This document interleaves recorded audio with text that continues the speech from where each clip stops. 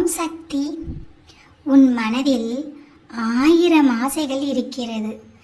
அந்த ஆசைகளை எல்லாம் உன் குடும்பத்தில் உள்ள உனக்கு பிடித்த உறவுகளுக்காக தியாகம் செய்து கொண்டு உன் கடமைகளை செய்து கொண்டிருக்கின்றாய்.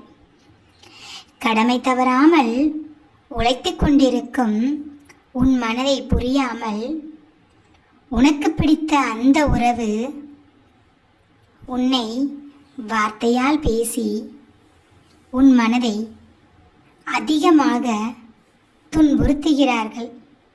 ஆனாலும் யார் என்னை கஷ்டப்படுத்துகிறார்கள்?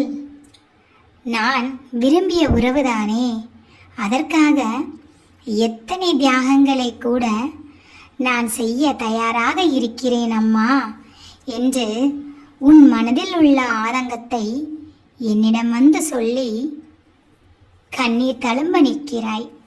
ஆனாலும் உன் ஆசைகளை கூட வெளியில் காட்டாமல் உனக்கென்று நேரம் ஒதுக்காமல் ஓடி ஓடி உழைத்து கொண்டிருக்கின்றாய். தங்கமே, யாருக்காக செய்ய வேண்டுமோ அவர்களுக்காக செய்ய வேண்டும்.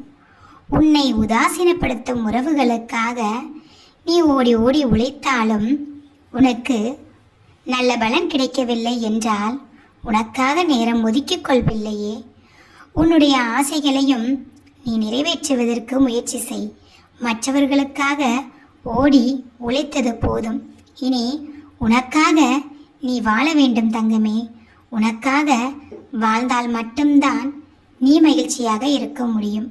அதை புரிந்து கொண்டு உனக்காக நேரம் ஒதுக்கி உனக்கான சந்தோஷத்தை உன் வாழ்க்கையில் நீ கொண்டு வர வேண்டும்.